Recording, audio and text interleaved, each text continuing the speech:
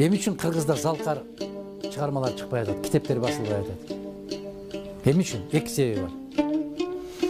Биринчиден ошол мезгилдегидей кыйналган жазуучу жок. Экинчиден жазганды окуган эл жок. Айтматовдун бактысы ушунда турат, эмне чыгарма жазса жата калып окушат эле. А эгерде бүгүнкү күндө Айтматов жазса окубайт. Адамдын улуу болуп калышы өзгөчөлүктөн эмес, адамдын улуулугун улуктап көтөрүп жүрчү коом болот. Гапар Айтиевдей сүрөт тарткан киши жокпу бүгүн? Бар. Туурабы? А бирок Гапар Айтиев бирөө. Айтматовдай чыгарма жазган жокпу? Мына, мен азыр эле ушул жерден эле карап туруп эле айтып берем. Төлөгөн Касымбеков. Төлөгөн Касымбековдун сынган кылычы бул туу чокусу. Төлөгөн Касымбековдун келкели.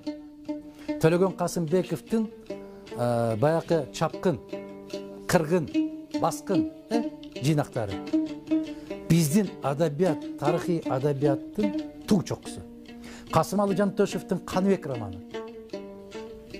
Каныбектей керемет, Каныбектей укмуш чыгарманы мен нукура кыргыз тилинде экиле китепти билем мен. Нукура кыргыз тилинде жазылган, нукура байлык, адаби байлыгыбызда жазылган экиле китеп бар. Бул ошол Каныбек романы Жантөшевдин, экинчиси ошол сынган кылыч, анан келкел. Окуп көрсөңөр, дүйнө рахат, азык. Түгөлбай Сыдыкбековдун чыгармаларын окуп көрүлдү. Дүйнө азык. А эгерде ошолордон кем эмес чыгармаларды бүгүн жаза турган болсо, ал чыгарма окулбай калат. Неге? Окуй турган эл жок. Киши жок. Аны барктаган киши жок. Ала тоо деген журнал чыгат эле. Биз мектепте окуп жүргөндө. Ошо Ала тоо журналы чыкканда билесиңерби, азыр сиздерге жомок болуп калат да, жомок. Биз Ала тоо журналынын 5-6 сандары биз чөпкө кеткен мезгилде чыгат эле. Чөпкө деген сөздү түшүнөсүңөрбү? Илгери тоого чыгат элек, биз чөп чабат элек, бир ай жатып, баягындай чатырларда жатып, мектептин окуучулары чөп жыйнайт, той жыйнайт элек. Азыр жок андай жумуштар. Ошол жерде жүрүп алып, бул кыз окуп бүтсө, сенден кийин бул жигит бар, бул жигиттен кийин бул бар, үчөөнөн кийин сага тиет деп коет эле.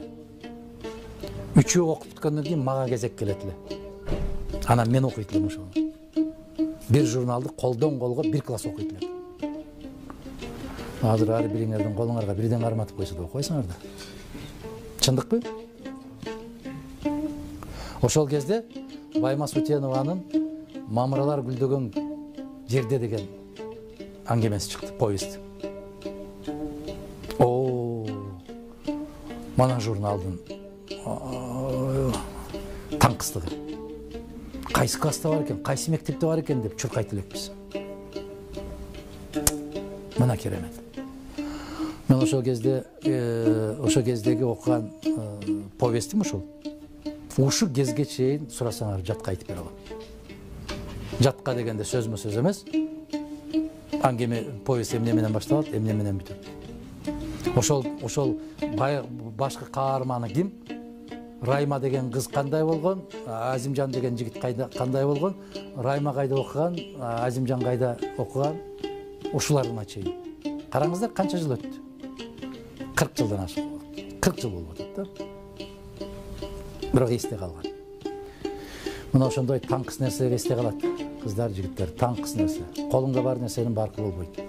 Азыр бардык нерсе колуңарда бар. Ошон үчүн китептер чыкпай атат. Китептер жазылбай атат. Россияга барганда, Москвага барганда мен биринчи кезекте ошо китеп дүкөндөрүнө кетем. Эмне жаңылык пайда болуптур, кандай жаңы нерселер чыгыптыр. Ошол дүкөндөргө барып мен китеп алып келем. Студент кезимде мен ошо Россияда окудум. Студент кезимде ал жактан алып келген шымым менен үйлөндүм. ЗАГСка чыктым. Ошо кезде кийип жүргөн көйнөктөрүм менен. Бир көйнөк алсаң 6-7 жыл кенен кийесиң.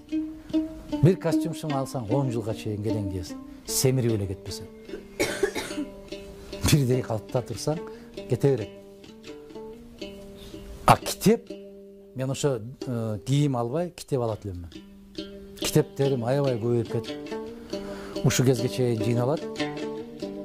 Мен ойлочумун, кээ бир жерлерин чийип, эмнеге чийип окуйсуз дейт эле. 800 барактык китеп болсо, ошонун ичинен бир 100-150 барактардагы жерлер чийилет. Мен ойлойт элем да, студент кезимде. Менин балдарым болсо, мен 800 баракты окуп түшүнгөн нерсени бул балдар 50 барактан кийин түшүнүп алсын деген ой болот эле да. Ушу мен чийип койгон жерлерди көрүп, маанилүү жерлер ушул экен деп издейт деген бир таттуу кыялым бар эле да. Аябай таттуу кыялым бар эле. Мен билген жокмун да андан кийинки балдар китеп окубай калышын. Ушундай эле. Бүгүнкү күнгө чейин ошо китеп жыйнайбыз. Кайсы мамлекетке барбайын, биринчи кезекте китеп издейм. Себеби бул байлык.